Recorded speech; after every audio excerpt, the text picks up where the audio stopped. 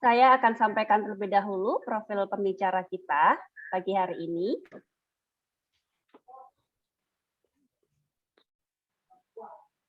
Ya, pembicara kita adalah Ibu Rika Intansari, MC psikolog. Ibu Rika berdomisili di Surabaya, saat ini ada di Surabaya. Seorang ibu dengan 2 orang anak, yang Tuhan percayakan 2 orang anak. Masih kecil-kecil gitu ya, masih kecil. Masih seusia anak-anak kita. Masih seusia anak-anak kita. Kita menempuh pendidikan sarjana psikologi di UNER tahun 2008, kemudian melanjutkan di Master Psikologi sebagai psikolog di UNER juga tahun 2010. Beliau melayani sejak lulus sarjana psikologi, melayani di Gria Puli Asih di Surabaya, sebuah lembaga konseling, ya, konseling dan juga pengembangan potensi, baik dari anak-anak sampai ke dewasa. Juga menangani psikotes dan konseling, menerima praktek konseling baik secara online maupun onsite di Surabaya. Ibu Rika juga tergabung dalam komunitas dan institusi psikolog klinis di Surabaya dan Jawa Timur, ya. Juga melayani menjadi pembicara nasional baik secara onsite maupun online. Seharusnya juga menjadi pembicara di radio-radio Surabaya dan sebagainya. Bersyukur pagi hari ini Bu Rika bisa bersama dengan kita dan menyampaikan dengan satu tema, yaitu memaksimalkan potensi anak dari rumah, ya. Saya berharap kami berharap dari IBA berharap ini menjadi satu nanti akhirnya menjadi satu komunikasi yang baik gitu ya dari pihak sekolah dengan orang tua di rumah, sehingga apa yang kita berikan ke anak-anak itu boleh maksimal. Baik, tanpa berlama-lama kita persilahkan waktu untuk Ibu Rika untuk menyampaikan materinya, dan nanti setelah materi akan ada waktu untuk tanya jawab. Jadi Bapak Ibu bisa dipersilakan untuk bertanya, mau sharing atau curhat bagaimana anak di rumah juga boleh gitu ya. Dengan senang hati akan dijawab. Baik, waktu saya persilakan kepada Ibu Rika. Terima kasih. Ya, baik. Selamat pagi, shalom semua, Papa Mama. Suara saya cukup terdengar dengan jelas? Terdengar, jelas. Okay. Ya, terima kasih. Senang sekali saya hadir di sini ya. Ini karena pandemi juga kita jadi bisa bertemu ya. Kalau misalnya nggak pandemi susah nih ya. Saya hadir untuk sama-sama belajar bersama dengan orang tua. Salam kenal semuanya buat Miss Yuni ya. Saya juga sudah mengenal, kalau Miss Esti sudah mengenal dari dulu ya. Dulu beliau juga di Surabaya bersama-sama dengan saya. Ya, saya tadi sudah diperkenalkan dengan Miss Esti. Mama Papa boleh memanggil saya Bu Rika, begitu ya. Saya psikolog klinis yang kebetulan di Surabaya juga banyak menolong lebih ke anak ya, anak, keluarga, perempuan begitu. Kemudian baru-baru ini gitu ya, saya juga banyak melayani karena pandemi online, konseling online, dan kemudian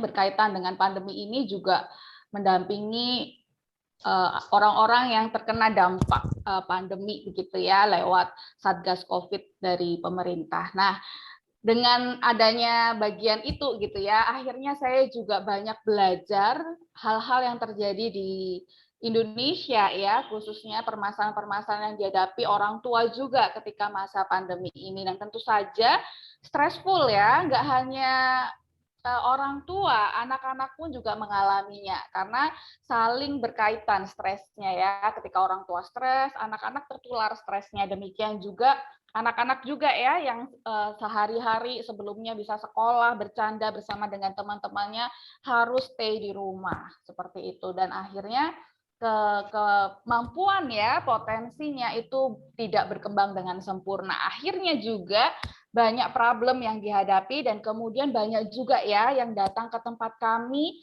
itu mengeluh ada problem-problem dalam tumbuh kembang anak-anaknya. Nah, kita bisa diskusi hari ini supaya kita masing-masing karena kita mencintai anak-anak kita bisa menolong anak-anak kita ini tumbuh berkembang dengan maksimal. Apalagi ini masih preschool ya anak-anaknya ya, belum SD. Jadi itu adalah masa-masa emas tumbuh kembang anak yang harusnya kita memberikan perhatian yang penuh untuk anak-anak kita, untuk tumbuh kembang anak-anak kita. Baik, saya akan izin share screen ya untuk proses belajar kita hari ini. Nah, saya nggak akan lama-lama di materi saya, nanti kita bisa diskusi aja, karena saya tahu pasti tiap orang punya kesulitan yang berbeda ya, tiap parent, tiap orang tua punya kesulitan yang berbeda. Nah, kita akan belajar sama-sama. Saya juga orang tua, saya juga belajar, jadi saya bisa juga belajar dari papa mama di sini, begitu ya. Nah, kita akan belajar sama-sama. Nah, ini saya diminta untuk menyampaikan tentang bagaimana kita memaksimalkan potensi anak di rumah, seperti itu. Baik, ya.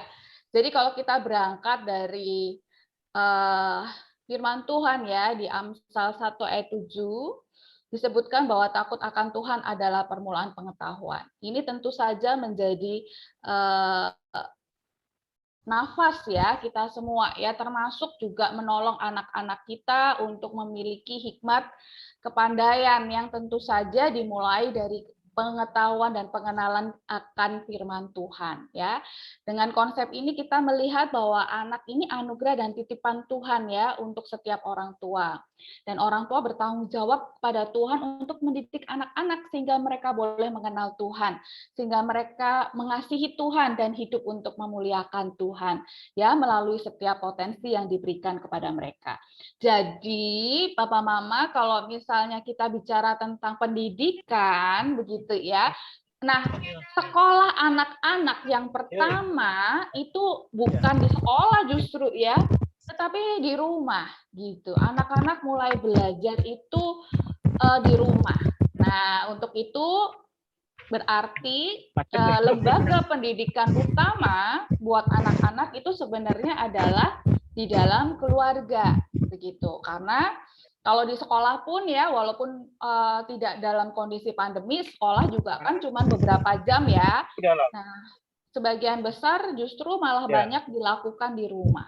Nah, tentu saja itu masa anak belajar paling banyak itu di rumah begitu ya. Nah, Bapak Mama bisa lihat nih gitu ya, anak-anak gimana sih ketika anak-anak ini cara makan misalnya, atau gimana sih anak-anak ini cara bicara gitu ya. Mereka itu melihat orang-orang di sekitarnya, juga melihat papa mamanya gitu ya. Termasuk kadang-kadang gini ya, kadang-kadang kalau kita lihat anak-anak kita gitu marahin adiknya, loh kok mirip ya kata-katanya sama punya papa mamanya ya gitu ya, kok mirip ya sama saya ya. Iya, kenapa? Karena anak-anak belajar gitu. Kok mirip ya sama saya? Kenapa? Karena mereka melihat. Nah, itu tadi ya, jadi orang tua adalah guru utama buat anak-anak. Nah, saya pun juga belajar ya, nggak mudah kadang-kadangnya mengerem tindakan, kata-kata, terus kemudian memberikan contoh yang baik untuk anak-anak. Tapi kita mau terus berproses. Nah, saya harap semuanya setuju untuk bagian ini ya. Kita tetap terus berproses. Oke. Nah, Papa Mama, kalau kita bicara tentang area tumbuh kembang anak gitu ya. Kalau tadi bicara tentang pendidikan, area tumbuh kembang anak, ini ada 5 aspek ya. Yang pertama adalah sensori motorik, kasar dan halus begitu ya. Mungkin ada yang belum tahu, nanti saya akan jelaskan lebih detail. Kemudian perkembangan bahasa, perkembangan sosial komunikasi, perkembangan emosi, kemandirian, dan perkembangan kognitif begitu. Nah, tadi kalau bicara tentang pendidikan di rumah, oh iya, tetapi saya ini sangat sibuk ya, di pekerjaan, sangat sibuk, terus kemudian belum juga ngurus rumah tangga, gitu ya, belum ngurus adik kakaknya. Banyak hal gitu ya yang dipikirkan oleh orang tua. Terus bagaimana kita menolong anak-anak kita? Nah, nanti kita akan bicara secara praktis tanpa kita juga mengabaikan pendidikan anak-anak kita di rumah. Begitu. Nah, kemudian ketika kita bicara tentang problem ini ya, tadi yang saya sempat bilang ya, pembatasan selama pandemi ini membuat beberapa kesempatan anak dalam mengembangkan diri menjadi terbatas. Nah, berdasarkan survei dan penelitian yang dilakukan oleh pemerintah, begitu ya, selama masa pandemi ini ternyata terjadi learning loss gitu, atau anak-anak mengalami kehilangan masa belajarnya. Ada yang harusnya dalam level ini sudah sampai dalam tingkat ini, terus kemudian nggak belajar gitu ya, terus kemampuannya jadi tidak seperti itu begitu ya. Nah, kemudian interaksi dengan gadget yang terus-menerus bisa menyebabkan perkembangan sensori motorik menjadi terhambat ya. Kemudian berkurangnya intensitas bermain dengan teman dan lain sebagainya itu juga mengurangi kemampuan problem solving anak gitu ya. Contoh misalnya, coba bayangkan waktu kita dulu zaman kanak-kanak kita begitu ya. Papa Mama kalau misalnya tidak ada waktu sekolah, misalnya kita bisa bermain bersama teman-teman, terus kemudian ada masalah nih sama teman kita gitu ya. Nah, kita belajar problem solving di situ. Nah, ketika anak-anak di rumah, mereka jarang belajar itu gitu ya. Apalagi kalau yang saya lihat karena misalnya anak-anak ini lagi dapat tugas dari sekolah, terus karena mereka sulit mengerjakan, sedikit-sedikit tuh mamanya bantuin gitu ya, sedikit-sedikit papanya bantuin supaya hasilnya jadi kelihatan lebih bagus. Nah, tapi justru itu akhirnya membuat daya juang anak menjadi tidak berkembang begitu. Jadi dia juga nggak bisa belajar bagaimana dia melakukan kesalahan seperti itu. Nah, itu yang menyebabkan learning loss, Papa Mama. Jadi banyak hal ya yang terjadi sehingga kesempatan anak berkurang dan kemudian akhirnya terjadi kehilangan masa belajarnya. Nah, ini ya kalau kita bicara tentang piramida belajar anak. Nah, kalau misalnya dilihat di paling atas ini academic learning ya. Academic learning itu termasuk kemampuan belajar baca tulis, hitung, itu academic learning.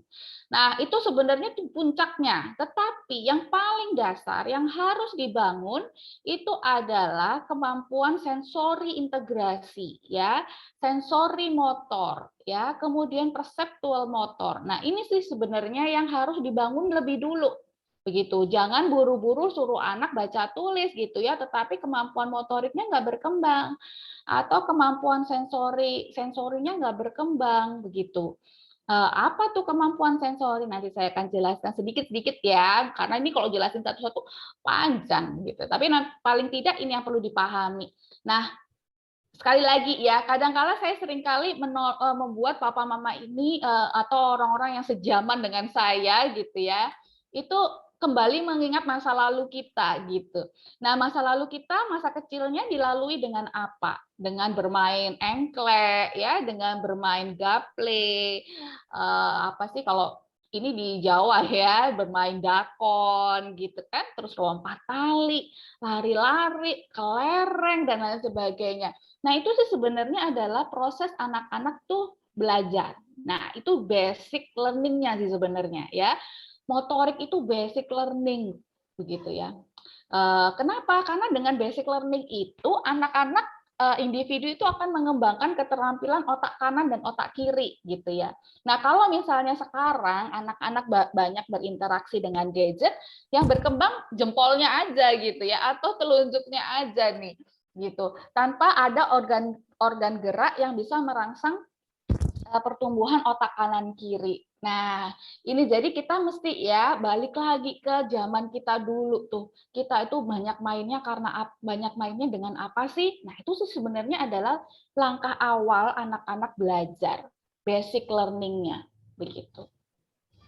Nah, terus bagaimana kalau dengan kondisi saat ini nih kita kan terbatas ya. Terus bagaimana ya mengembangkan sensori motorik anak-anak di rumah?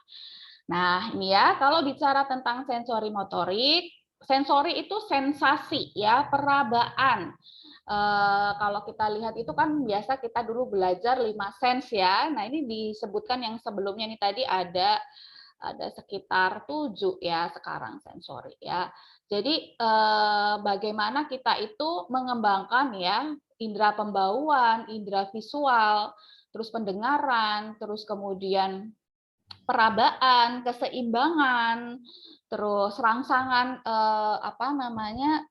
rasa begitu. Nah, itu kita juga kembangkan untuk anak-anak kita. Jadi bagaimana ya stimulasinya gitu. Ada anak-anak tertentu tuh yang gampang jijik gitu ya, takut dengan hal-hal yang sifatnya itu slimy dan lain sebagainya. Nah, itu sih sebenarnya perlu dirangsang begitu supaya dia bisa berkembang sensori perabaannya. Nah, ada yang juga sensitif dengan pendengaran gitu ya. Sesekali kita bisa rangsang dengan musik dan lain sebagainya. Nah, itu yang terkait dengan sensori. Juga keseimbangan gitu. Sering mudah jatuh, kalau lari gampang jatuh, Bu, gitu. Nah, itu perlu dirangsang. Bagaimana dia bisa berjalan dengan seimbang, naik turun tangga, begitu ya. Itu bisa kita lakukan. Nah, ini harus dioptimalkan Papa Mama, gitu. Di rumah bagaimanapun juga kita harus optimalkan, gitu ya, keterampilan sensori ini dengan cara merangsang, melihat ke alam, dan lain sebagainya. Nah, anak-anak juga boleh loh dilibatkan dalam aktivitas rumah tangga ya, seperti menyapu, mengepel, terus kemudian membersihkan sandal, membersihkan piring, begitu. Itu menjadi sesuatu yang sangat penting ya.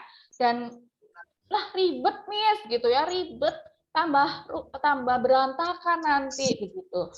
Nah, ingat ya kalau anak-anak kita ini waktunya sangat singkat begitu, dan ini adalah masa-masa tumbuh kembang anak. Jadi libatkan anak. Sayang sekali ketika anak-anak kita hanya berkembang dengan nonton gitu. Itu tidak memberikan pengembangan basic skill-nya dia seperti yang tadi saya sebutkan. Nah, kemudian motorik halus. Motorik halus itu adalah koordinasi jari jemari. Ini pun juga harap dimaksimalkan ya, bukan dengan kasih pensil tulis gitu. Itu boleh kalau misalnya sudah ada fase perkembangan motoriknya sudah ini misalnya di TKB gitu ya, tulis gitu boleh. Tetapi yang paling penting anak-anak happy nggak dengan itu semua gitu. Itu juga perlu perlu di encourage ya, perlu dimaksimalkan, perlu dimotivasi. Tapi hal-hal simple yang paling spesifik misalnya seperti meronce juga bisa pakai meronce makaroni tuh ya. Nah, itu anak-anak seneng, happy, terus kemudian menarik juga gitu ya dengan meronce sedotan, memasukkan kancing. Bisa juga anak-anak ayo bantu mama lipat baju. Nah, itu sebenarnya juga melatih motorik halus. Begitu. Selain motorik halus, kemandiriannya juga ditingkatkan gitu ya. Nah, ini perlu diperhatikan. Jadi di rumah sebenarnya ada banyak perlengkapan, ada banyak hal yang bisa kita pakai ya untuk mengembangkan keterampilan mereka, terutama di sensori, motorik halus dan motorik kasar. Nah, kalau motorik kasar, Papa Mama boleh inget-inget lah ya permainan tradisional apa yang kita lakukan zaman dulu, keluarkan semua ya, itu ajarkan ke anak-anak. Bermain engklek, lompat tali, lompat karet gitu ya, bermain benteng-bentengan ya, kalau saya dulu sih namanya benteng-bentengan ya, entah kalau di sana apa gitu ya, itu bisa dipakai ya, dan anak-anak sangat happy. Hide and seek ya, sembunyi-sembunyian, itu sangat happy anak-anak. Nah, kalau nggak sadar itu sebenarnya satu basic skill di dalam mereka bisa mengembangkan keterampilan belajar mereka. Oke, berikutnya. Oh iya, kalau memang ada pertanyaan boleh loh di kolom chat dulu ya, sebelum nanti lupa. Terus nanti bisa juga ngomong secara langsung Papa Mama. Nah, ini contohnya gambar ya, kalau sensory play itu seperti apa nih, dengan peralatan yang ada di rumah bisa dipakai nih ya, tempat buat bikin kue, lukis-lukis, begitu. Biarkan anak bereksplorasi ya, dengan bola, dengan centong sayur pun juga bisa dipakai loh, begitu. Ini sebenarnya jangan dilarang ya, artinya mereka tuh lagi eksplor. Mereka nggak nakal kok, tapi mereka mau eksplor, mereka mau belajar, seperti itu. Tinggal kita kasih pewarna makanan aja di air, nah itu bikin mereka jadi lebih bisa mengenal warna dan lain sebagainya. Itu sangat menolong untuk anak-anak. Nah, motorik halus ya, menggunting. Sometimes kita takut anak-anak kita terluka begitu ya, tetapi ini adalah fase di mana mereka juga mulai melakukan kontrol terhadap jari jemarinya ya. Bermain play-doh nggak pakai dough yang kita beli gitu ya, bisa juga pakai tepung kayak bikin kue. Nah, waktu bikin kue pun anak-anak juga bisa dirangsang tuh. Yuk bikin donat sama-sama, bentuknya nggak karu-karuan nggak apa-apa. Berantakan sedikit nggak apa-apa. Ya, itu artinya mereka belajar. Nah, ini kalau ini pakai tepung terus dikasih pewarna, dikasih minyak sedikit gitu ya. Tepung dan pewarna makanan. Nah, tentu saja ini tentu aman banget ya dibanding kita beli di toko ya, karena nggak ada bahan kimianya. Jadi terus kemudian mereka pun happy gitu. Terus kemudian ini juga ya menjepit, menjapit dan lain sebagainya. Ini sebenarnya melatih keterampilan motorik halus. Nah ini kalau motorik kasar yang tadi saya sebutkan ya. Nah bahkan lempar tangkap bola ini simple play ya, permainan yang sangat simple. Sebenarnya itu adalah tingkatan yang baik ketika anak belajar empati. Loh, kok bisa ya? Ketika dia lempar bola, dia harus lempar tepat ke tangan orang lain gitu ya. Nanti keterampilan sosial sebenarnya. Anak-anak dengan permasalahan khusus ya terkait dengan kemampuan sosial ya, seperti anak dengan kondisi autistik, ini sulit sekali dia lakukan gitu. Nah, ini sebenarnya melatih keterampilan sosial anak juga nih, gitu ya. Nah, adik-adik yang ikutan webinar kita pada hari ini, ajak mama papanya, gitu ya. Ajak, ayo Ma kita main nih lompat tali kayak gini, gitu ya. Main lempar tangkap bola kayak gini. Itu bikin anak-anak happy ya, bondingnya kebangun. Terus kemudian itu juga sosialnya juga terbangun, gitu. Oke. Ya, kemudian ini adalah perkembangan bahasa. Terus gimana nih? Gimana ya cara? Nah, ini banyak orang tua yang datang ke tempat praktek kami itu mengeluhkan anak-anaknya belum bisa bicara. Masa pandemi ini ya, banyak banget ya, belum bisa bicara, terus nggak terampil ngomong gitu ya, nggak terampil ngomong dengan teman gitu kan. Karena apa ya? Karena terbatas memang mereka ketemu orang lainnya gitu ya. Di rumah juga papa mama kerja di rumah dengan pembantu, pembantunya juga sibuk misalnya. Terus anak-anak akhirnya lebih suka bermain sendiri atau bermain dengan gadget. Nah, tentu saja optimalisasi perkembangan bahasanya jadi berkurang. Nah, berarti apa yang harus kita lakukan? Nah, ini ya problemnya ya. Cek oral motor. Kalau memang ada kesulitan, biasanya anak-anak yang sulit berbahasa itu kadangkala itu tidak bisa makan maksudnya tidak bisa mengunyah gitu, tidak bisa meniup, sedot. Nah, itu adalah oral motornya. Gitu, ya. Kemudian masa-masa perkembangan masa bayinya itu ada tahap-tahapannya yang tidak dilalui dengan baik. Begitu. Misalnya dulu di bayi nggak pernah itu dia ngomong babbling gitu. Nah, itu perkembangan bahasa. Dan kemudian interaksi dengan dualisme bahasa untuk beberapa anak itu belum siap. Begitu. Ada yang sudah cukup siap, ada yang belum siap. Begitu. Jadi kita mesti bisa evaluasi perkembangan bahasanya sejak bayi seperti apa. Kalau perkembangan bahasanya dalam level yang baik begitu ya, rasanya pemberian dualisme bahasa itu nggak apa-apa. Oke. Nanti kalau ada problem bisa ditanyakan ya. Nah ini optimalisasi oral motor. Beberapa anak yang tidak bisa bicara, ini karena ini tidak bisa dilalui dengan baik nih. Nah, beberapa anak tuh sulit meniup, pernah ditemuin ya. Mau niup lilin tuh susah gitu. Terus kita ketawain padahal itu adalah problem sebenarnya. Gitu. Nah, ini gimana caranya anak belajar meniup itu kita latih.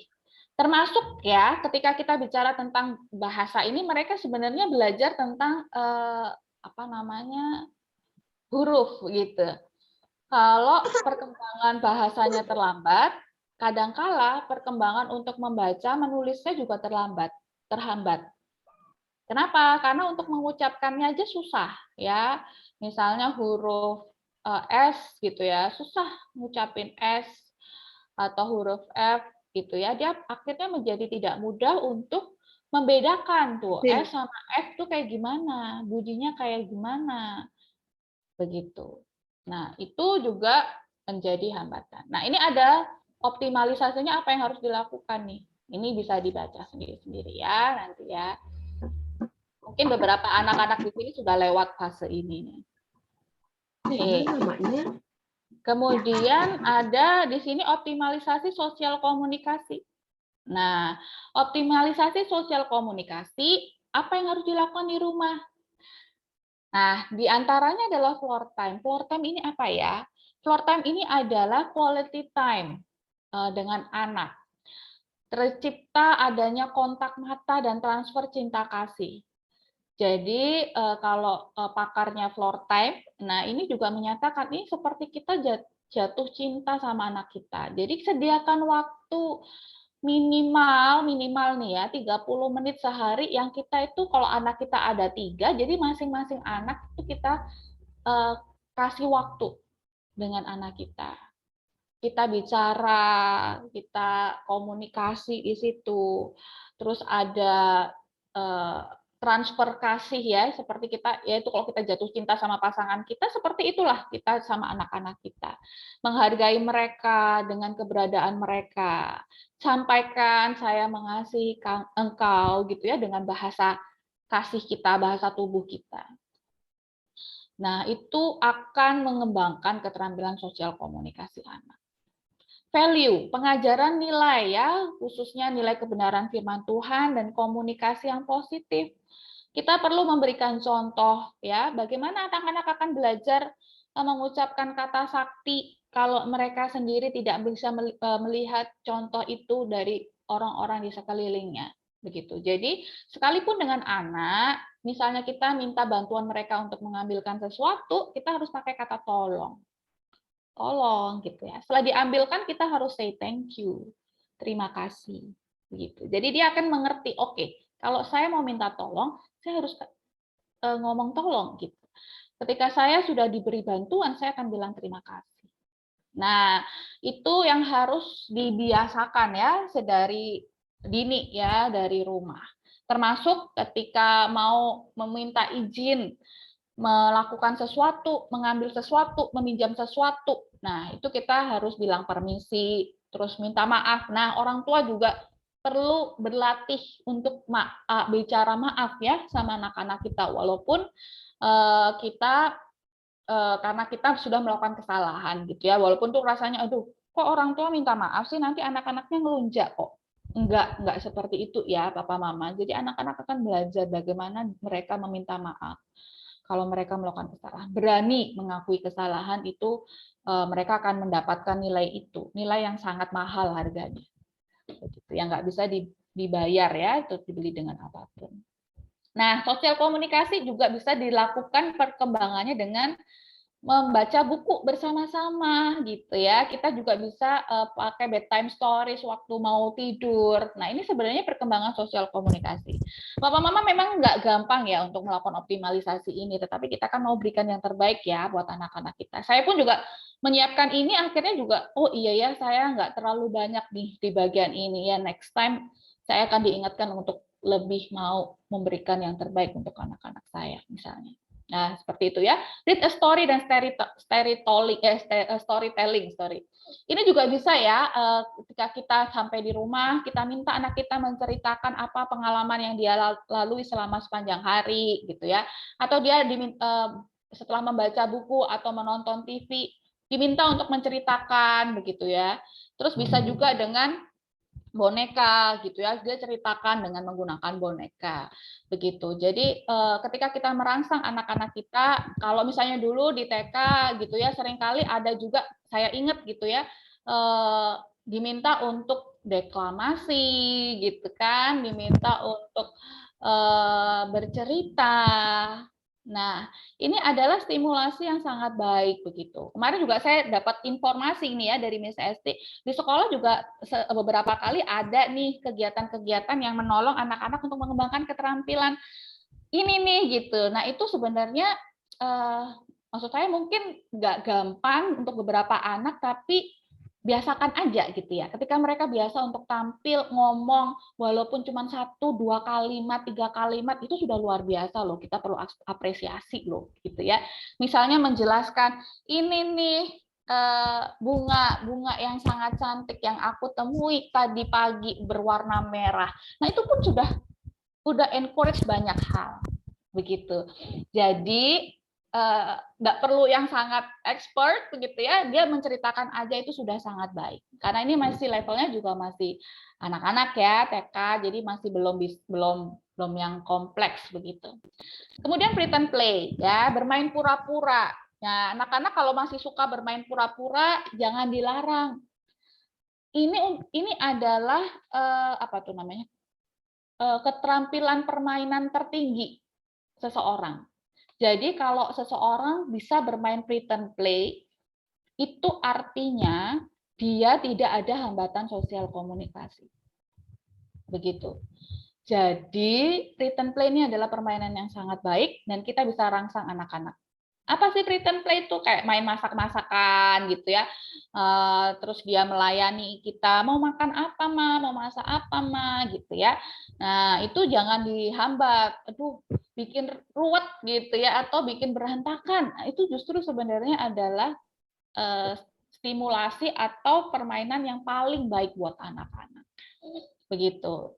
Memang agak berantakan rumahnya, tapi nggak apa-apa. Itu membuat anak-anak belajar. Nah, jadi di sini satu poin penting dalam perkembangan sosial komunikasi, orang tua diharapkan untuk menjadi contoh model untuk anak-anak bagaimana menjalin relasi dan komunikasi dengan orang lain.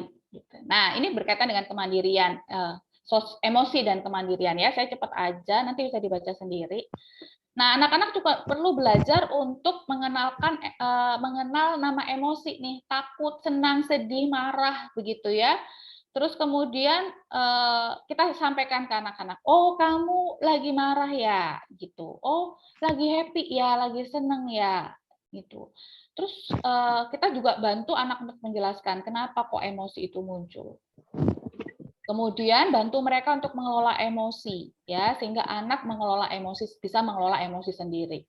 Kenapa? Ini sih sebenarnya adalah kalau Papa Mama pernah belajar tentang atau pernah tahu tentang emotional quotient, asalnya dari sini nih. Ya, ketika anak-anak bisa mengenali emosi mereka dan bisa mengekspresikan serta mengelola emosi mereka, itu adalah anak-anak yang bisa cerdas secara emosi. Yang konon katanya EQ lebih baik sekarang memiliki EQ yang tinggi dibanding IQ yang tinggi. Bahkan perusahaan-perusahaan juga lebih menekankan pada kemampuan emotion quotient ketimbang IQ mereka. Nah, ini jadi sangat penting untuk kita juga menolong anak-anak bisa meregulasi diri mereka. Ini contohnya, nah ini juga kontrolnya bisa dengan emosi meter. Nanti kalau misalnya pengen diceritakan, saya akan ceritakan. Nah, ini juga salah satu regulasi diri, regulasi emosi dengan belly breathing, ya pernafasan perut, gitu. Menolong anak-anak untuk calm down, tenang. Ya. Seperti ini bisa dilakukan. Jadi misalnya caranya seperti naruh boneka di perut, gitu ya, sampai bonekanya bisa naik turun. Nah, itu sebenarnya cara belly breathing. Dengan relaksasi pernafasan, mereka akan menjadi lebih tenang. Nah, ketika lebih tenang, mereka bisa meregulasi emosi mereka. Papa Mama juga bisa belajar ini ya. Saya pun juga kalau lagi emosi, ini nih yang dilakukan untuk menenangkan diri. Nah, ini juga salah satunya dengan meniup balon, itu juga meredakan emosi, menari dan bergerak. Nah, ini untuk calm down corner. Oke, nanti kalau ada yang problem emosi, kita bisa diskusikan lebih jauh tentang ini. Nah, kalau bicara tentang kemandirian, ini pun juga suatu pendidikan yang harus diberikan ke anak-anak, gitu ya. Mungkin kita akan lebih ribet, ya. Artinya kan menolong anak membiarkan anak makan sendiri sama disuapin tuh kan lebih ribet, membiarkan anak makan sendiri gitu ya, entah itu berantakan, nggak cepet, dan lain sebagainya. Tapi justru itu mereka akan belajar banyak. Nah, ini adalah secara garis besar kemandirian harus dicapai oleh tingkatan usia ini gitu ya. Nah, ini mungkin bisa dicek masing-masing. Apakah anak-anak kita sudah cukup bisa memenuhi tugas-tugas kemandirian ini. Nah, ini ya, kalau berdasarkan Maria Montessori gitu ya, kemandirian itu harus diberikan kepada anak-anak dan dalam media yang lebih kecil gitu ya. Kalau piring ya piringnya mini. Kalau menuang tekonya yang lebih kecil. Jadi anak-anak akhirnya mampu untuk melakukan itu. Mencuci piring juga begitu. Harus yang ada di dalam jangkauan mereka. Karena menurut Montessori juga, dia juga menyampaikan bahwa nggak ada sebenarnya anak nakal. Yang ada mereka itu stres karena apa yang mereka hadapi di sekitarnya itu terlalu sulit digapai, terlalu sulit untuk dicapai, terlalu sulit untuk diselesaikan. Jadi kita kasih sesuatu yang mini-mini semua begitu ya. Kalaupun tempat cuci piringnya cenderung di atas, ya kita kasih undak-undakan ya, apa sih itu namanya? Ya trap gitu ya, itu bisa naik ke atas gitu ya, mereka bisa cuci piring di situ. Menuang juga begitu, kita kasih teko yang lebih kecil. Seperti itu. Dan kemudian mengancingkan juga ya. Mungkin kancing yang lebih kecil itu lebih sulit untuk mereka belajar mengancing. Jadi kasih kancing yang lebih besar sehingga mereka bisa lebih mudah memasukkan ke dalam lubangnya. Nah, ini perlu dilatih ya sepanjang waktu di rumah. Lepas baju, pakai baju, itu bisa terus dirangsang. Jangan menyerah ya. Kalau kita menyerah, anak-anak kita juga menjadi pribadi yang gampang menyerah nantinya. Gitu. Jadwal rutin ya, ini untuk anak-anak yang lebih besar, kita akan bisa mudah untuk menolong mereka untuk mengenali jadwal rutinnya. Nah, kemarin selama masa prapaskah ini gitu ya, saya juga sempat ada tantangan gitu, tantangan di gereja itu ada satu hari harus apa namanya ya, harus tidak melakukan kegiatan yang menyenangkan gitu. Jadi pada hari itu kita itu no YouTube ya, no YouTube, no game gitu ya. Nah itu nggak gampang loh buat anak-anak. Apalagi kadang-kadang papa-papa itu kalau pengen anaknya tenang dan nggak ribut gitu ya, apalagi pulang kerja, mending lebih baik dikasih TV, dikasih gadget ya. Waktu itu juga no TV, jadi kita itu benar-benar belajar untuk menahan diri. Nah, pada masa itu akhirnya saya berusaha ya untuk mencari apa nih untuk menggantikan waktu itu gitu ya. Dan ternyata ketika di list tuh banyak sekali loh aktivitas-aktivitas yang bisa dilakukan anak kita dan itu bisa membuat mereka lepas dari gadget dan justru melibatkan keterampilan yang baik ya. Kita jadi komunikasi kita sama anak-anak jadi lebih banyak. Terus anak-anak jadi melakukan kemandirian, misalnya saya list gitu ya, bantu menyapu, terus kemudian anak saya yang lebih besar ya menyapu, terus ini membaca buku dan lain sebagainya. Dan itu semua bisa dilakukan, mendengarkan radio dan lain sebagainya. Nah, itu ternyata bisa loh dilakukan gitu. Jadi kita bisa loh sebenarnya bebas tanpa YouTube dan game gitu ya sehari, asalkan kita punya concern di situ. Jadi daily schedule ini juga akan menolong anak-anak kita. Kapan anak-anak megang gadget, kapan anak-anak harus tidak megang gadget gitu. Nah, itu perlu dilakukan sehingga akan menambah kebaikan ya buat anak-anak kita. Oke. Nah, ini yang terakhir, education begins at home and I applaud the parents who recognize that they not someone else must take responsibility to assure that their children are well educated. Jadi memang education itu dimulai dari rumah. Ya, ini kalau kata Mahatma Gandhi nih ya dibilang di sini, rumah yang baik adalah sekolah yang terbaik untuk anak. Dan orang tua yang berbudi luhur, ini sama nih kayak nama sekolahnya ya, Inti Budi Asi, orang tua yang berbudi luhur adalah guru yang terbaik bagi anak-anak kita. Oke, nah mungkin Papa Mama sekian informasi belajar kita pada pagi hari ini. Kalau misalnya ada pertanyaan terkait dengan problem yang dihadapi di rumah, saya persilahkan.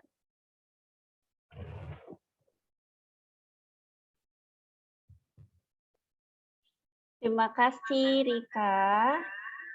Pak Mama silakan jika ada pertanyaan. Oh, ada di chat satu nih, sudah ada di chat. Saya bacakan langsung ya. Oke, sambil menunggu pertanyaan yang lain. Pertanyaan dari Ibu Rima, mamanya Kirer, TKA, usia 4 tahun. Bagaimana cara menghadapi anak yang cenderung introvert, namun ketika dia kecewa atau marah, kesannya meledak-ledak, sehingga kita orang tua tidak mengerti maksudnya, dan malah terpancing untuk memarahinya. Thanks, Bu Rika. Oke, Rika, mau langsung dijawab? Oke, baik. Ya, terima kasih Mama Rima untuk pertanyaannya. Sebenarnya Papa Mama, sekali lagi kita mesti harus menyadari anak yang maksudnya gini, tidak ada yang salah dengan kondisi ekstrovert introvert ya. Semua punya kelebihan dan kelemahannya.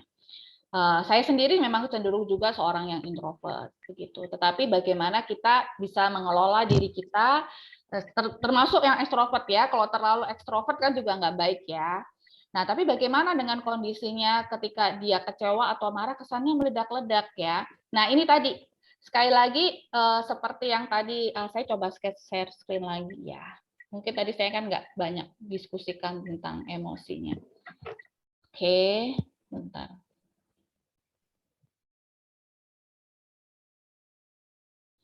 Nah, ini mulai dari sini dulu, begitu. Pertama memang ketika menghadapi anak, kita itu harus belajar membaca anak, gitu. Misalnya nih, anak diam-diam itu berantakin mainannya, dituang, kruk, gitu ya. Kita langsung emosi, gitu. Tapi sebenarnya kita perlu baca anak. Kenapa anak ini begini? Oh iya ya, dia tuh sebenarnya cari bagian mainannya yang hilang tuh gitu ya. Atau oh iya dia pengen mamanya perhatiin dia misalnya, seeking attention. Nah, ketika kita bisa belajar untuk membaca anak atau melihat apa sih yang dilakukan anak, itu akan apa sih yang dibalik ya kelakuan anak, itu akan membuat kita lebih mudah memahami anak kita. Begitu. Jadi yang pertama berarti orang tua harus apa dulu? Orang tua harus belajar self regulasi dulu, gitu ya. Orang tua harus belajar menahan diri dulu supaya kita bisa membaca anak-anak kita. Dan yang kemudian kedua, bagaimana kita menolong anak untuk mengenalkan emosi tersebut. Oh iya, kamu lagi marah ya? Oke, lagi nggak suka ya? Oke, misalnya kita nggak tahu ya kenapa dia lagi marah. Boleh kamu cerita kenapa ya kamu marah gitu ya. Nah, bisa juga kita itu kadang-kadang anak-anak itu nggak mengerti. Ini itu ekspresi apa sih yang kupikirkan, aku ini kenapa, itu mereka nggak bisa mengerti. Dan cara yang terbaik adalah ketika kita punya waktu diskusi bersama dengan anak-anak kita, itu latihannya di situ. Ya, jadi misalnya malam-malam tuh kita ada waktu ruang diskusi gitu ya sama anak-anak kita. Terus kita ngomong hari itu. Oke, apa yang kamu rasakan hari ini? How do you feel today? Gitu ya. Nah, pada saat itu terjadi, orang tua juga harus bisa menyampaikan apa yang mereka rasakan. Tapi tentu saja dengan tahapannya anak yang benar gitu ya. Misalnya kita nggak misalnya kita bisa cerita, iya hari ini mama sebel soalnya tadi mama ketemu teman mama tapi dia apa tuh namanya ngomong yang nggak menyenangkan gitu ya. Bukan yang kita ngomong apa sih isi yang kata-kata teman kita itu enggak. Cuman ya kita harus sampaikan. Oke. Oh ya, mamaku lagi marah. Jadi it's okay to be angry. Jadi dia mengerti, oh boleh kok kita itu marah. Tapi bagaimana cara mengelola kemarahan itu, begitu ya? Itu yang kita harus sampaikan juga ke anak-anak. Boleh, it's okay to be angry. Nggak apa-apa kamu marah. Tapi kamu harus ada 3 hal yang tidak boleh dilakukan saat marah, yaitu melukai diri sendiri, melukai orang lain, dan merusak barang. Nah, jadi itu kita udah kasih rules-nya. Terus kemudian ketika kamu marah, coba talk it out ya, sampaikan gitu. Apa sih yang bikin marah? Kenapa kok marah? Begitu. Apa yang bikin kamu nggak suka? sampaikan dengan kata-kata yang baik. Nah, jadi supaya kita punya kata-kata yang baik, kita harus calm down, tenang. Nah, tenangnya bagaimana? Yang seperti ini. Tarik nafas dulu, tarik nafas lewat hidung, 4 hitungan, 1, 2, 3, 4, lalu tiup lewat mulut dengan cara meniup. Begitu ya, membuang nafasnya dengan meniup secara perlahan. Jadi tarik nafas lewat hidung sampai semua masuk ke dalam perut, kemudian hembuskan lewat mulut dengan cara meniupnya. Begitu. Bisa juga dengan berlatih dengan seperti meniup bubble seperti ini. Begitu. Dan kemudian setelah tenang, dia bisa menyebutkan, bisa juga feelings thermometer ini juga bisa dipakai, ya. Kamu marahnya dalam level yang mana nih? Gitu. Jangan sampai meledak dulu, gitu ya. Sampai level 5, anak-anak diminta untuk merasakan dia ada dalam level yang mana.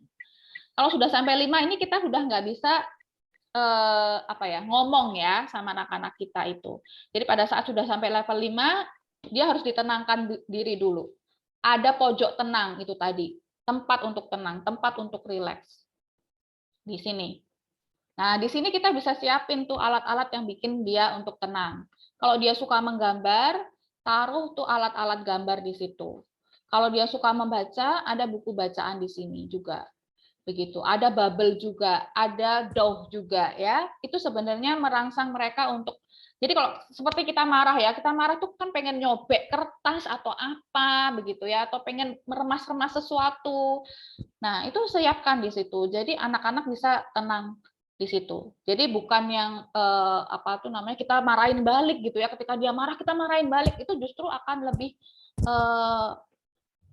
meningkat ya level kemarahannya. Biarkan dia tenang dulu supaya kita pun juga tenang.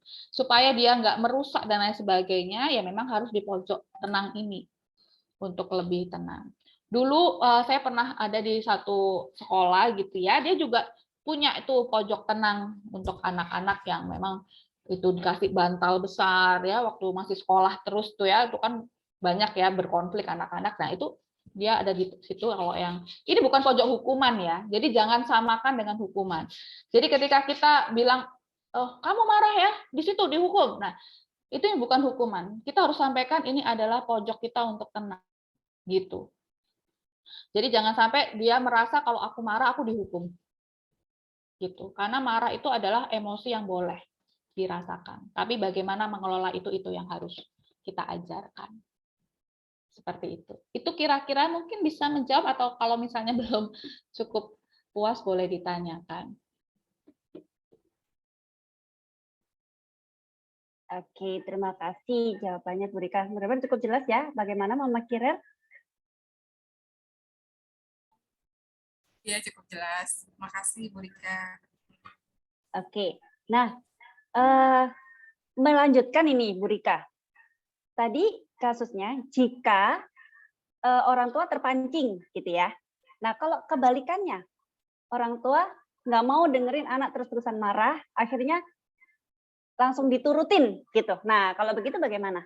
Ini kasus yang berkebalikan gitu. Mungkin ada yang mau ditanyakan, dalam hal ini saya mewakili atau ada pertanyaan gitu ya. Nah sambil Papa Mama sekalian bisa mengetikkan kalau ada pertanyaan tentang materi kita hari ini, atau ada kasus yang mau ditanyakan, minta masukan dari Ibu Rika juga bisa. Silakan bisa langsung di chat. Ya. Gitu ya. Oke. Ya, kalau silakan, memang Bu Rika. malu ngomong di depan publik, boleh chat personal juga sama saya, gitu ya. Oke. Nah, kalau berkaitan dengan itu ya, nah ini banyak sekali sih terjadi ya. Misalnya nih di mall atau di tempat-tempat umum gitu ya, anak ini tantrum, marah-marah karena pengen mendapatkan sesuatu yang dia inginkan begitu. Terus kemudian supaya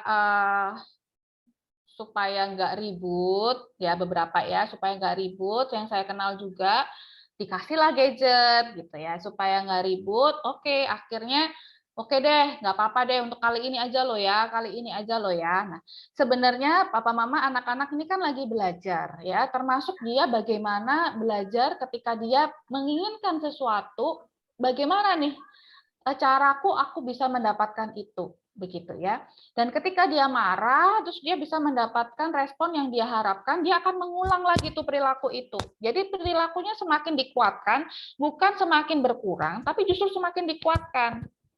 Nah, pada saat itu mungkin akan selesai. Tapi next time dia akan tahu, oh iya, ternyata kalau aku bikin ribut, ternyata aku bisa dapetin loh yang aku mau, gitu ya. Jadi dia bakal ribut lagi, gitu. Atau nggak konsisten papa mama. Yang satu, ya udahlah daripada ribut, kasih aja lah, kasihan, gitu ya. Yang satu, nggak bisa, kalau enggak ya enggak, gitu. Nah, dia akan beranjak pada orang tua yang tidak, yang maksudnya yang bisa dia kasih kompromi itu, gitu ya. Jadi konsistensi pun juga diperlukan. Termasuk di dalamnya dengan kakek nenek ya. Oh, tadi ada Oma juga ya di sini ya. Nah, Oma terima kasih, ini sangat sangat peduli gitu ya sama cucunya ya. Tetapi kadangkala juga perlu ada konsistensi ya terhadap pola pengasuhan anak-anak kita gitu ya. Oma opa juga harus punya kesamaan tujuan, kesamaan aturan, sehingga itu akan membentuk perilaku yang positif buat anak. Jadi kesepakatan-kesepakatan itu harus dilakukan di awal. Seperti itu. Jadi itu salah satunya. Jadi ketika ke mall, ke tempat umum juga kita harus ada kesepakatan di awal. Oke, kita pergi ya. Sekarang ini kita pergi ke sini. Nanti boleh beli satu kue gitu ya. Satu kue aja. Jadi kita harus ada kesepakatan di situ sehingga meminimalisir hal-hal tersebut terjadi ketika kita ada di tempat umum. Seperti itu. Oke, terima kasih. Berarti kuncinya konsisten, gitu ya. Kuncinya di konsistensi. Oke, kita ada pertanyaan berikutnya dari orang tua dari Carla, TKB, usia 5 tahun lebih. Apakah menerapkan aturan-aturan yang sedikit mengekang terhadap anak dapat mengganggu mental mereka di kemudian hari? Oke, begini. Anak-anak di usia preschool memang adalah tahapan di mana mereka mengenal konsep benar salah. Tetapi pada masa ini juga mereka kalau kita bilang tuh masa-masa yang sangat aktif gitu ya, mulai dari 2 tahun ya. 2 tahun, 3 tahun itu masa-masa sangat aktif, bahkan mainan itu dia nggak tahu caranya, dia bisa nggak tahu cara menggunakannya, dia mungkin akan terlihat merusak gitu ya. Karena apa? Karena dia sedang belajar, cari tahu nih kalau mainan ini dibanting itu bentuknya kayak gimana jadinya ya. Nah, itu sebenarnya bukan mereka nakal ya, tapi mereka mau eksplorasi. Maksud saya yang saya katakan di sini, konsep benar salah itu memang kita perlu sampaikan gitu ya. Tetapi kita juga perlu perhatikan begitu. Apakah ada aturan-aturan itu memang yang terlalu tidak sesuai buat tahap usianya. Begitu. Misalnya kalau jangan bikin kotor gitu ya. Nah, itu apakah sesuatu aturan yang berkaitan dengan benar salah begitu.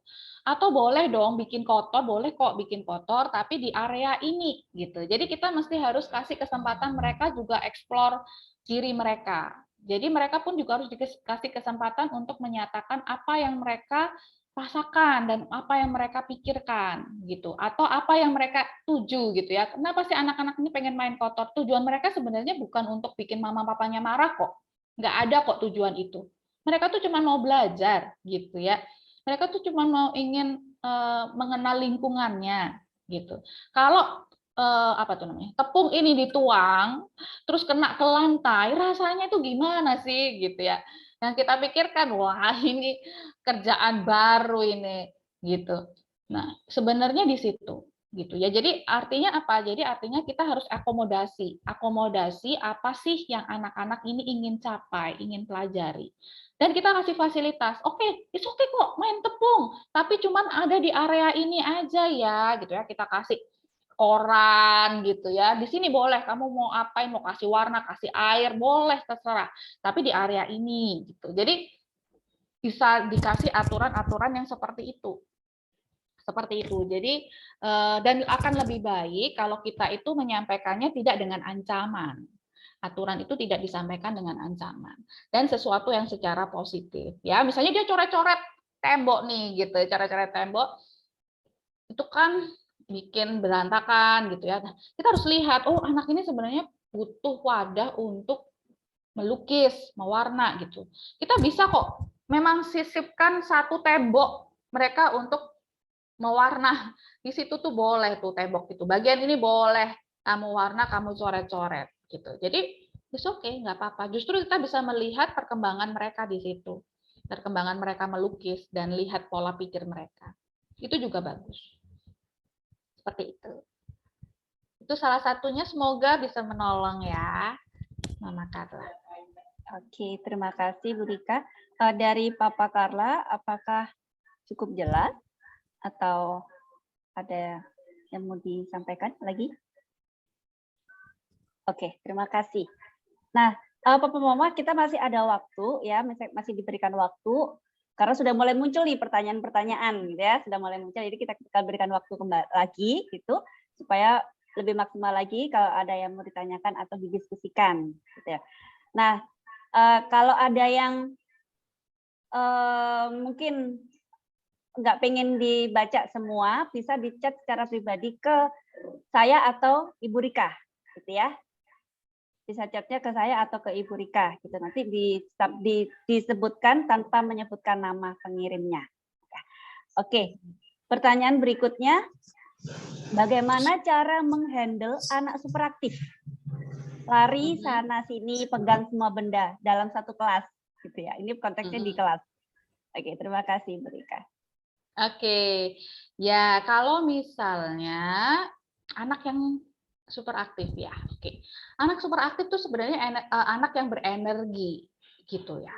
Nah, anak yang berenergi, sebagian besar yang saya pahami ya, ketika anak berenergi itu memang butuh fasilitas untuk mereka bisa menyalurkan energi mereka. Yang tentu saja penyaluran energi harus dilakukan secara positif ya, membuat mereka juga positif akhirnya.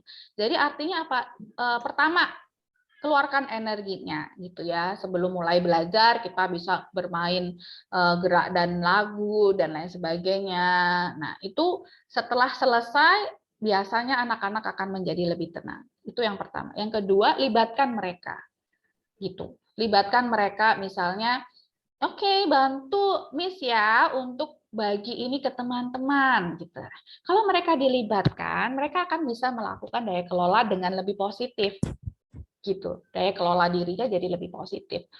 Nah, itu misalnya ini ya, atau bantu masukkan ini ke situ gitu. Wah, mereka tuh lebih seneng loh. Dan ketika mereka merasa berguna ya, merasa dihargai, mereka akan meningkatkan kemampuan itu juga.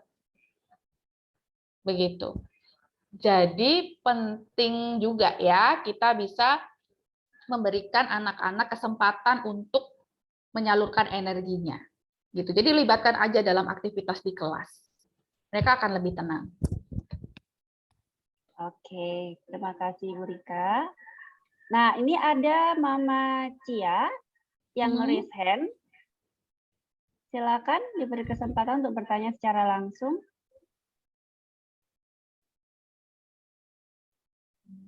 Mama Cia atau kepencet?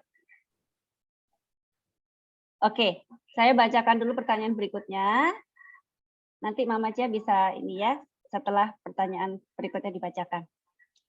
Oke, ini yang berikutnya dari Mama Nita, kelas PKB. Bagaimana cara mengatasi anak yang tidak mau diajarin sama kita sebagai orang tuanya, tapi dia mau belajar sendiri, tapi sambil bermain. Saya sebagai ibunya tidak mengerti apa yang terjadi sama anakku ke depannya. Tolong dijelaskan. Terima kasih, Bu Rika. Oke. Nah, tapi bagus ya anaknya mau bermain dan belajar sendiri itu bagus. Artinya dia punya inisiatif. Jadi bagaimana dong gitu ya? Ikutin aja anaknya. Nah, memang bermain, sekali lagi tadi saya sebutkan ya, bermain itu sebenarnya cara mereka untuk belajar kok. Ikutin aja. Itu kalau kita ikut di dalam permainan dia gitu ya, masuk ke dalam dunianya, dia akan merasa diterima. Jadi bukan dengan cara kita memaksa anak-anak itu akan membuat mereka menjadi menolak gitu ya. Tetapi kalau kita belajar dengan cara dia akan lebih mudah merasa diterima dan pada akhirnya dia juga akan mengembangkan atau bisa ya belajar bersama dengan orang tua gitu. Misalnya nih ya, atau ketika kita belajar sama anak-anak kita itu kadang kita sendiri sudah merasa sebagai suatu keharusan dan akhirnya memaksa dalam tanda kutip anak-anak kita. Ayo ini waktunya belajar nih gitu ya. Ayo buka bukumu, ambil pensil, ini waktunya belajar gitu ya. Nah, itu kan tentu saja anak menjadi tidak nyaman ya. Saya juga kalau misalnya diminta begitu, misalnya kita juga ya kalau orang dewasa, ini waktunya kerja loh ya gitu ya. Tentu saja kan nggak nyaman. Tapi kalau kita dengan happy, ini yuk kita lihat gambar yuk, ini gambar apa ya gitu ya. Ternyata tuh gambar angka 1 gitu ya. Nah, itu bisa juga dengan begitu. Terus dengan bermain. Lompatlah ke angka 1, lompat ya ke angka 2 gitu ya. Jadi kalau anak sudah punya hati yang bahagia, hati yang sukacita, itu informasi yang didapat akan lebih cepat. Gitu. Jadi memang juga prinsipnya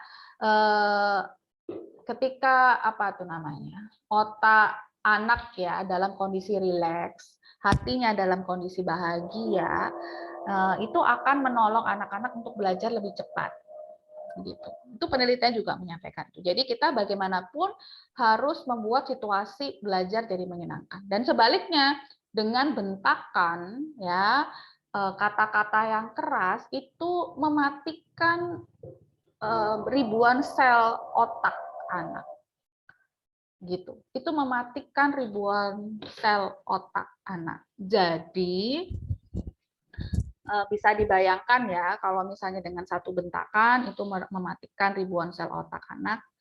Ya kalau kita bentak tiap hari, ini tiap saat gitu tentu saja itu nggak berkembang keterampilan otaknya. Tapi kalau anak lagi happy, dia lebih cepat belajar seperti itu. Jadi ikutin aja ketika dia bermain, ikutin aja permainannya, kemudian dalam permainan itu kita akan membantu dia belajar. Seperti itu. Oke, terima kasih Bu Rika sudah cukup menjawab. Mama Nita. Oke. Nah, silakan Mama, saya kasih kesempatan untuk yang bertanya secara langsung.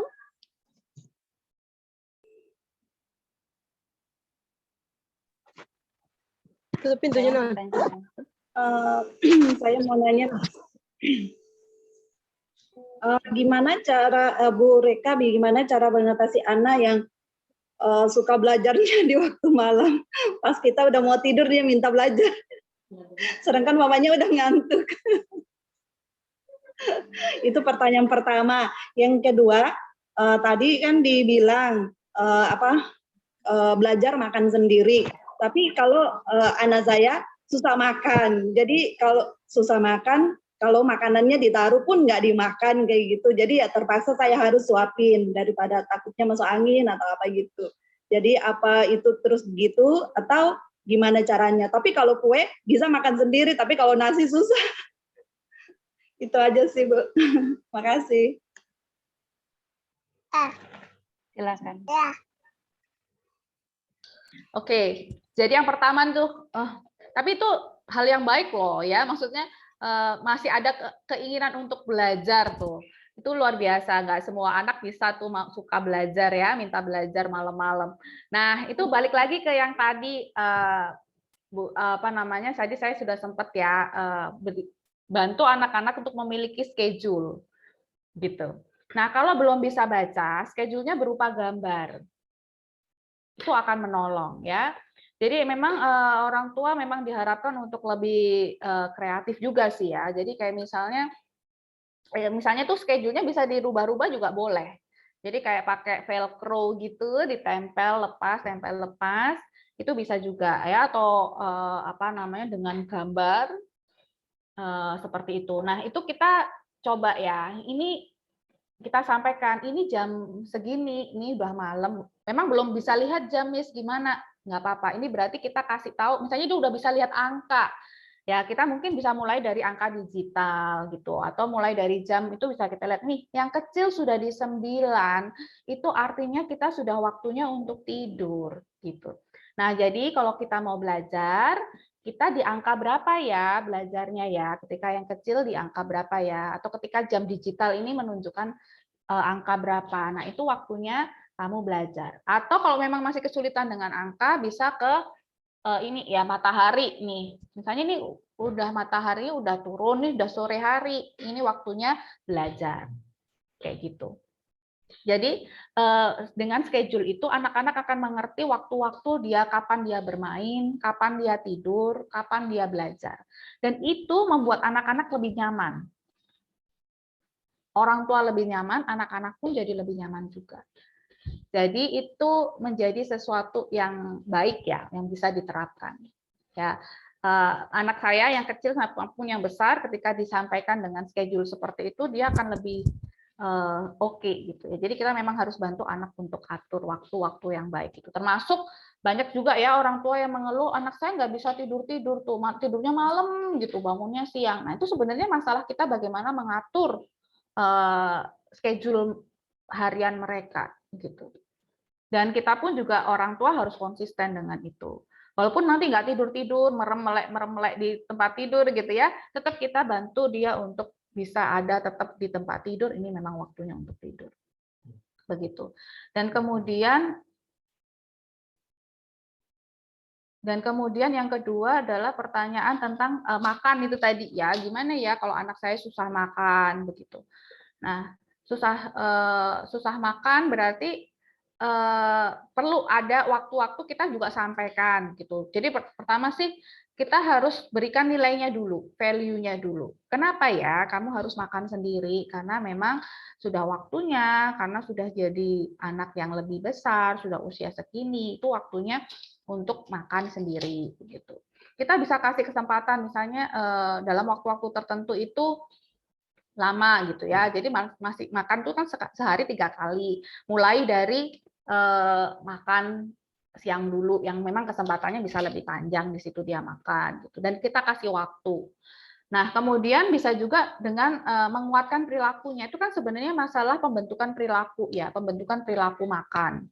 Begitu. Yang memang harapannya ketika makan ya makanannya adalah makanan yang dia suka gitu ya. Jadi dia pun juga happy makan sendiri. Tapi kalau misalnya memang tidak bisa terus-terusan ngikutin suka makannya apa gitu ya, tapi bisa dikasih penguatan perilaku. Nah, penguatan perilaku dengan cara reward itu juga baik ya. Misalnya nih kasih kita mau menguatkan perilaku dan harus satu-satu mama-mama. Jadi kalau memang kita mau menguatkan perilaku makan sendiri gitu ya. Nah, kita harus membuat setting bagaimana anak ini bisa makan sendiri di bulan itu ya. Dalam 1 bulan ini target kita dia bisa makan sendiri. Nah, kita bisa berikan penguatan perilaku itu dengan cara reward ya. Rewardnya nggak harus dengan bisa makan sendiri langsung kasih sesuatu, enggak. Tapi dengan perjanjian juga. Kamu bisa dapat bintang kalau kamu bisa makan sendiri hari ini gitu. Kasih bintang 1 gitu.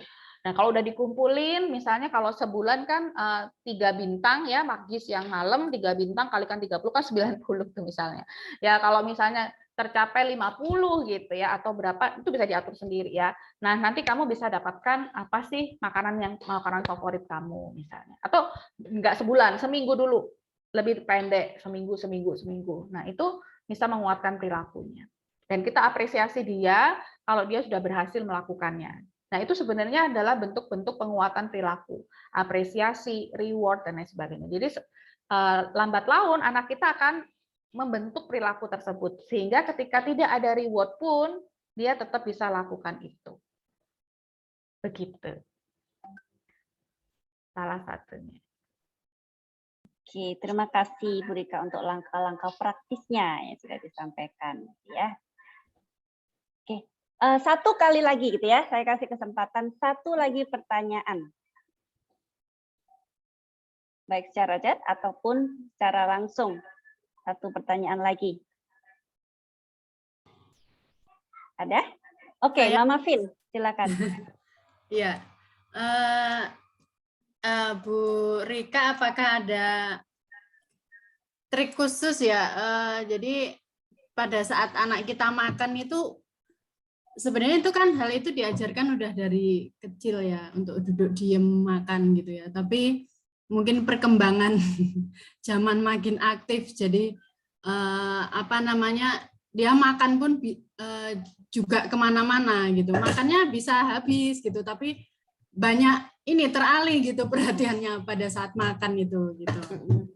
Banyak interupsi Ya gitu kalanya ya. duduk apa bisa juga duduk diem gitu. Tapi apa ada kalanya juga itu gampang teralih. Jadi kadang bisa ke tempat mainan gitu ya. Nanti kalau diingetin ini masih ngunyah mah gitu ya. Jadi bete gitu kali ya, makan itu juga bosen mungkin ya. Apakah ada pola khusus Bu untuk mendisiplinkan anak ini ya? Terima kasih.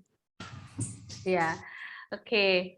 Memang Pak apa tuh namanya kuncinya pada konsistensi ya, konsistensi. Jadi ketika di dalam keluarga itu memang ada pola apa tuh aturan ketika makan itu duduk begitu ya di meja makan gitu. Itu ini yang ideal gitu ya, duduk di meja makan dan selesai makan baru bergerak begitu. Nah, itu ketika kita konsisten menerapkan itu ya, baik itu orang tua juga gitu ya, orang tua kadang-kala cepet-cepet makan tuh sambil jalan, sambil ngelakuin apapun gitu. Nah, itu pun juga akan dipelajari oleh anak begitu. Nah, itu perlu konsisten. Nah, memang ada tipsnya juga, itu menggunakan mat ya, mat. Jadi memang kalau makan ya memang mat di sini, piring di sini, gelas di sini, namanya sendok garpu di sini gitu ya, terus makan tuh ya di sini begitu. Setelah selesai makan baru bergerak. Nah, kita bisa juga berikan apa tuh namanya? Mengakomodasi perasaan dia gitu ya. Oh iya ya, bosen ya atau capek ya gitu. Waktu nunggu mengunyah terus nggak ngapa-ngapain gitu ya biasanya ya kadang-kadang. Nah, kalau misalnya begitu ya kita bisa kasih apa tuh namanya bantu anak gitu ya supaya bisa tetap duduk dan dia bisa beraktivitas di tempat duduknya gitu. Misalnya kita bisa bantu dia untuk oh iya, ini sudah habis berapa ikannya, lauknya gitu. Udah berapa suap sih gitu ya. Jadi sambil mereka pun juga aktif berpikir, aktif melakukan sesuatu ketika ada di meja makan. Walaupun itu aktifnya di meja makan ya, bukan sambil jalan-jalan. Bukan juga ngasih mainan di meja makan, enggak sih. Tetapi bagaimana dia juga bisa apa tuh? Menunggu waktu mengunyahnya gitu ya, itu dengan melakukan sesuatu aktivitas yang baik ya. Misalnya, oke, waktunya ngunyah ya. Oke, sekarang ambil sendok, potong-potong yang ini nih, potong-potong yang ini nih gitu. Jadi dia pun harus aktif melakukan sesuatu di meja makan sehingga dia pun nggak bergerak kemana-mana. Nah, penguatan perilakunya sama seperti yang tadi juga saya bisa lakukan gitu, yang tadi saya sebutkan bisa dilakukan seperti itu. Jadi kalau kamu bisa makan sampai selesai di meja makan, nanti bisa dapat 1 bintang begitu. Jadi nanti lama-lama akan dikuatkan kok perilaku makan, duduk, diam itu akan dikuatkan, terus nanti lama-lama dia akan terbiasa. Ketika dia udah terbiasa, reward itu nggak perlu ada lagi. Jadi itu yang mungkin bisa dilakukan sih, Bu. Jadi harus dikuatkan dulu perilakunya. Oke, terima kasih Bu Rika untuk jawaban atas pertanyaan-pertanyaannya ya. Nah, Bapak Mama, nah besok itu kita penerimaan rapot. Jadi kita bisa diskusi lebih lanjut gitu ya dengan guru-guru untuk kasus secara khusus untuk setiap anaknya masing-masing gitu ya. Jadi kita bisa diskusikan lebih lanjut untuk besok. Jadi guru pun juga akan mempersiapkan diri gitu ya dengan dibekali hal-hal yang secara psikologis anak-anak gitu ya. Oke, Baik, terima kasih untuk Ibu Rika untuk materi dan pertanyaan atas jawaban-jawabannya. Kalau saya boleh simpulkan ya dari materi kita hari ini, ada beberapa banyak sebetulnya ya, banyak sekali yang kita belajar hari ini gitu ya. Tapi yang paling penting yang pertama adalah di usia TK itu adalah usia dan waktu yang tepat untuk menanamkan fondasi, menanamkan value yang baik ya, menanamkan fondasi, mengembangkan potensi anak untuk nantinya ketika mereka sudah mulai besar SD, untuk mereka tinggal apa istilahnya, tinggal ngasih apa gitu ya, tinggal ngasih rangsangan dikit mereka sudah bisa gitu. Tetapi penanamannya adalah di usia saat ini, gitu ya. Makanya tadi Ibu Rika sampaikan aspek-aspek yang tadi sudah disampaikan Ibu Rika itu sangat penting untuk dikembangkan, ditanamkan di usia TK saat ini, gitu ya. Yang kedua, anak itu bukan miniatur orang dewasa. Nah, kalau yang saya tangkap ya, anak bukan miniatur orang dewasa. Jadi kita tidak bisa memaksakan apa yang kita pikirkan caranya kita ke anak gitu ya, karena mereka berbeda dengan kita. Anak ya adalah anak gitu. Makanya tadi Bu Rika sampaikan kita harus orang tua harus belajar membaca anak ya. Memang bukan suatu hal yang mudah gitu ya, tapi saya yakin ketika orang tua setiap hari juga pasti bisa lebih paham gitu ya, anaknya seperti apa gitu. Jadi butuh terus belajar membaca anak. Anak ini kenapa gitu ya. Dan kita masuknya dari dunianya mereka, bukan dunianya orang tua, bukan dunia kita sebagai orang dewasa. Nah, kemudian schedule itu penting gitu ya, sejak kecil sangat penting ditanamkan schedule, jadwal itu juga mengajarkan mereka untuk berdisiplin gitu ya. Nah, lalu dan yang paling penting kunci anak untuk belajar secara cepat adalah hati yang bahagia. Ya, hati yang bahagia. Jadi kalau kita pun dengan lagi ada masalah, nggak mood gitu, suruh ada webinar pasti juga nggak konsen gitu ya, nggak nangkep gitu. Anak-anak juga sama, ya. Kita mengajarkan dengan cara kita akhirnya tidak membahagiakan anak, mereka juga tidak sepenuh hati gitu ya, bisa menerima dan menangkap semuanya. Kuncinya hati yang bahagia. Jadi fun learning, nah itu ininya Ibah. Jadi sedikit promo ya. Fun learning itu adalah ininya Ibah gitu ya. Bagian kita fun, mengajarkan anak dengan fun, dengan bermain, tapi itu juga untuk mengembangkan dan menanamkan nilai-nilai dan fondasi ke anak-anak gitu ya. Oke, dan terakhir, the last but not least, orang tua dan juga guru di sekolah, satu hal yang penting adalah konsisten. Ya, konsisten itu sesuatu yang tidak mudah, saya tahu gitu ya. Guru pun harus demikian, orang tua pun harus demikian. Jadi ketika kita bilang A, ya sudah A. Ketika bilang B, ya B yang kita terapkan. Gitu, konsisten. Nah, terakhir nih Bu Rika. Sebelum kita tutup, kata-kata terakhir dari Bu Rika buat kita semua, dan saya nyempilin dikit ya. Saya jadi teringat. Terkadang Bu Rika kalau kita misalnya memberikan sesuatu, mengajarkan sesuatu gitu ya, mungkin ada kata, aduh nggak tega kalau anaknya nangis, nggak tega anaknya gero-gero, itu bahasa Indonesia, bahasa Jawanya itu ya, gero-gero, apa ya bahasa Indonesianya, gitu. Oh nangis, teriak-teriak, tantrum gitu ya, akhirnya kita turutin. Karena faktor nggak tega lihat anak nangis gitu, nggak tega anaknya begitu. Nah, mungkin bisa disampaikan hal ini dan juga disampaikan kalimat terakhir untuk kita. Thank you, Bu Rika, silahkan. Baik, kalau bicara tentang itu tentu saja mendidik anak itu bukan sesuatu yang sometimes itu menyenangkan ya buat anak. Tetapi itu sesuatu yang berguna ya buat anak. Ketika kita tanamkan hal tersebut sejak dini, bagaimana mereka perlu berjuang, perlu berusaha, dan berupaya melakukan sesuatu dengan cara yang baik, dengan nilai yang baik, tentu saja itu akan membentuk sikap hidup mereka dan karakter hidup mereka di kemudian hari. Dan kita sebagai orang tua adalah penanam utama pendidikan karakter untuk anak-anak kita. Sehingga ini menjadi bagian yang sangat penting ya ketika kita mengusahakan pengembangan personal pada anak itu dimulai dari rumah kita. Seperti itu, Miss Esti. Baik, terima kasih Bu Rika. Jadi tega nggak tega harus tega gitu ya. Ya, sesuatu yang tidak menyenangkan belum tentu buruk ya. Tetapi Betul. tentu saja membuat anak-anak akan belajar banyak.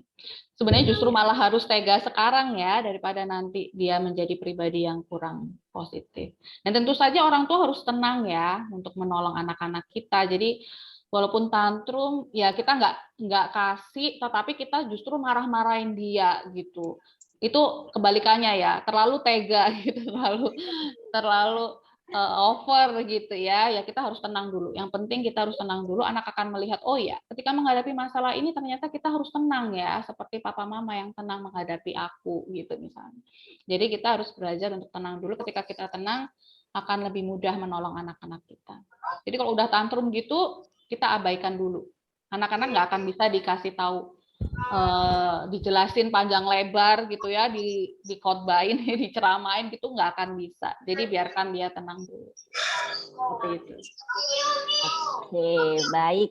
Terima kasih Bu Rika untuk waktu yang Miss, masih sangat ada waktu? berharga ini ya untuk kita sama-sama Miss, masih belajar. ada waktu. Kita akan mengakhiri. Miss Rima pertemuan masih kita ada yang pada mau hari- bertanya, Miss Esti, coba dicek lagi. Oh, iya baik. Ada yang mau bertanya? Papa Given tadi?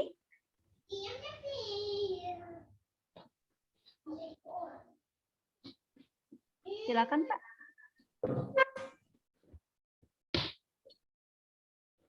Masih ada waktu, Miss.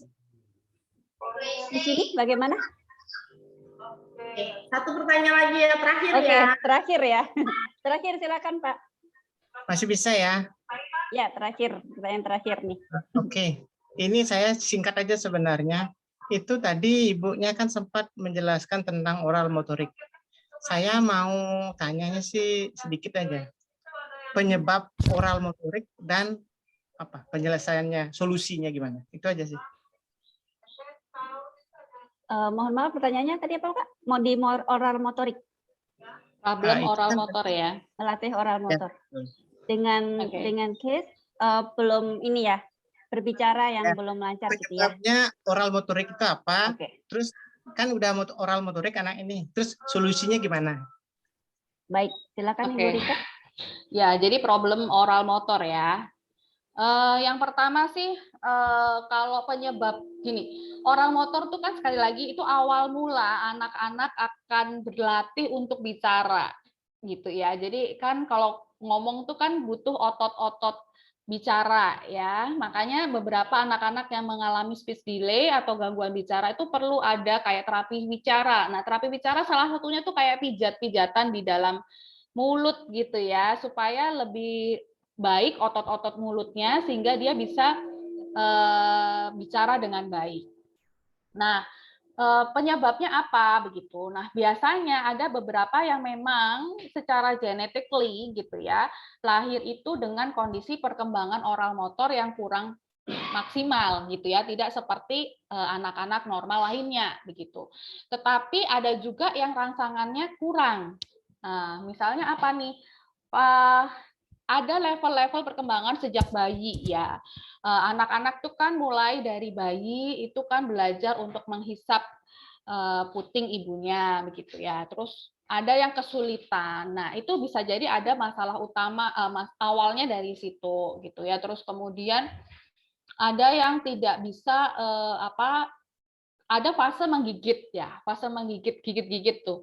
Nah, ini kadang-kala terjadi salah kaprah juga dalam lingkungan sehari-hari gitu yang nggak boleh gigit-gigit gitu. Nah, itu sebenarnya tuh fase mereka itu untuk mengembangkan oral motornya.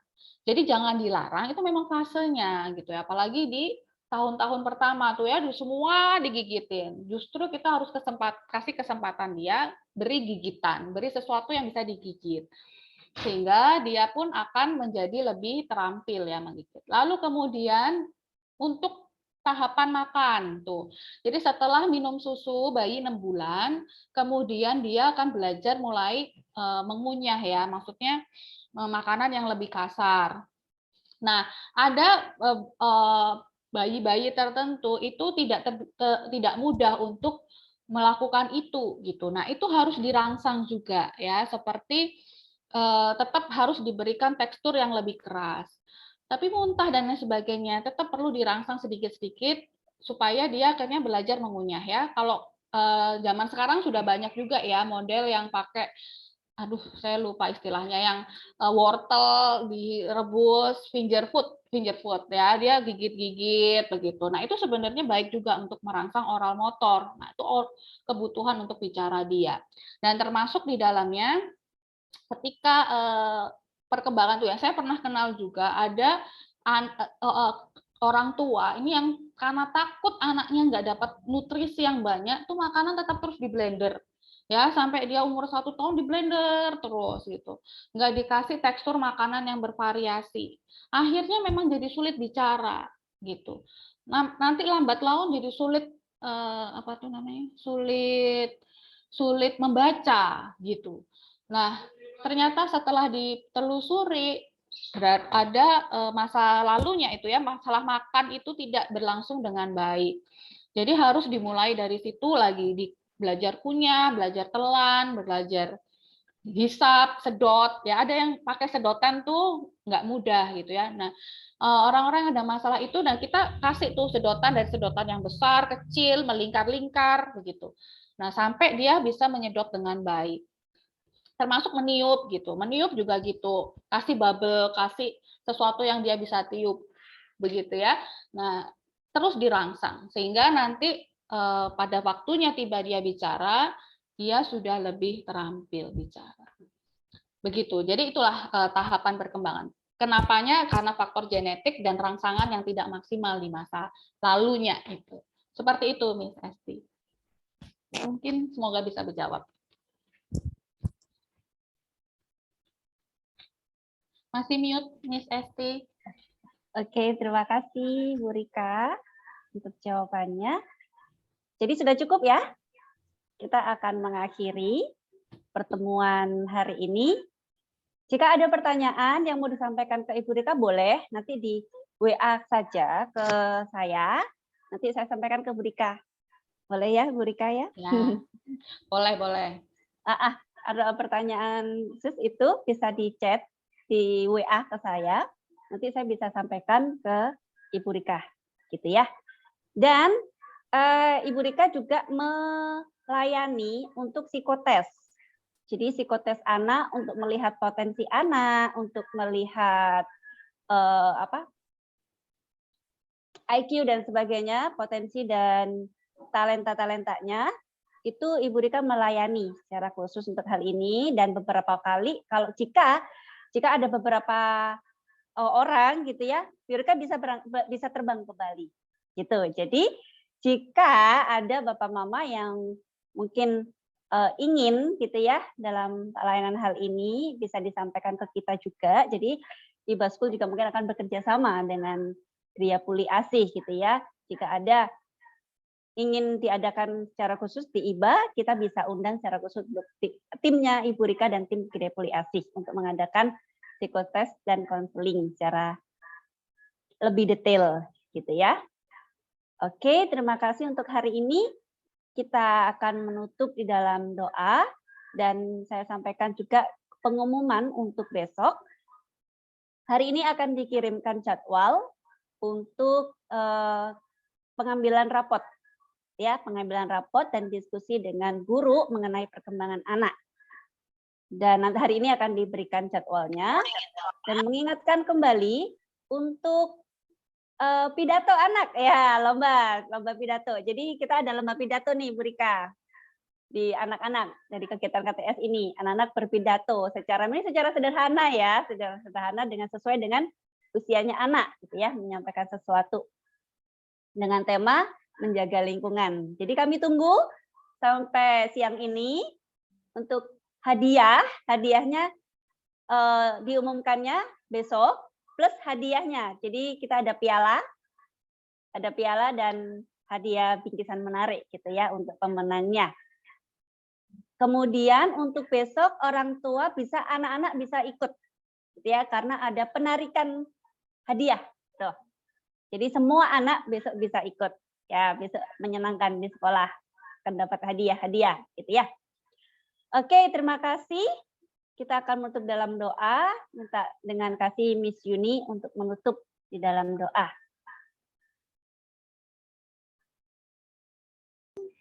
Oke, terima kasih Ibu Rika untuk sharing hari ini dan terima kasih untuk Papa Mama yang luar biasa bisa terus mengikuti sampai akhir ya. Dan kita mengucap syukur untuk kasih Tuhan. Mari kita berdoa bersama-sama mengucap syukur. Bapak yang mengasihi kami mengucap syukur Tuhan untuk pagi hari ini kami boleh bersama-sama sharing mengenai perkembangan setiap anak-anak kami dan bagaimana kami jadi orang tua yang lebih baik dan mengenal anak-anak kami dengan luar biasa ya Bapak. Bapak kami mengucap syukur dan kami mau menyerahkan Ibu Rika ke dalam tangan Tuhan dalam setiap pekerjaan pelayanan yang Tuhan berikan. Dan keluarganya kami serahkan ke dalam tangan Tuhan. Dan Tuhan sendiri boleh menolong Ibu Rika dalam menjalani hari-harinya yang luar biasa bersama dengan Tuhan. Dan kami mengucap syukur untuk berkat hari ini, bagaimana kami boleh belajar bersama-sama menjadi orang tua yang lebih baik. Dan setiap anak-anak yang Tuhan titipkan kepada kami boleh mendidik mereka dan menjadikan mereka surut dengan kehendak Tuhan. Dan biarlah setiap orang yang melihat anak-anak yang Tuhan berikan kepada kami, yang kami boleh didik bersama dengan Tuhan, pastinya kami boleh menyerahkan mereka ke dalam tangan Tuhan, dan orang-orang yang melihat anak-anak kami ini, sungguh mereka melihat kemuliaan nama Tuhan melalui anak-anak ini ya Bapak. Terima kasih ya Tuhan, kami mengucap syukur untuk kasih Tuhan kepada kami. Di dalam nama Tuhan Yesus kami berdoa mengucap syukur, haleluya, amin. Terima kasih. Terima kasih Miss Yuni. Kita foto dulu ya mama-mama ya. Kita foto dulu. Yang belum dibuka kameranya silakan dibuka. Oke. Tunggu ya, belum dibuka semua nih. Hai Velin. Hai Icel. Given, Enso, Mama Enso, Mama Putri. Hai Naya. Hai Enso. Hai Alvaro. Oke. Vela. Mama Vela belum dibuka ya. Kita tunggu. Oke. Hai Vela. Di sini. Oke. Jangan bergerak ya. Kita foto dulu satu. Slide pertama ini ada 2 slide. 1, 2, 3. Oke, slide berikutnya. 1, 2, 3.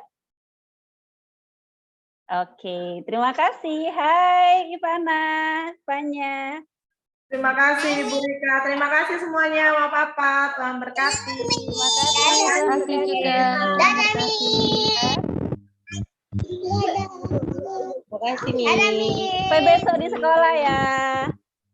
Ya, Miss. Bye. See you tomorrow. Bye-bye, Miss. Bye-bye. Besok hadiahnya bisa diwakilin ya. Bye, Miss. Sampai ketemu besok. Ya, Miss. Dadah, Miss Yoni. Ada Enso. Pidatonya juga ya, ditunggu. Sampai jam 12. Ada Elsa. Ada Elsa. Rapotnya gitu. Hai Elsa, bye-bye. Sampai besok ya di sekolah. Have a nice day. See you tomorrow. Hai Elsa.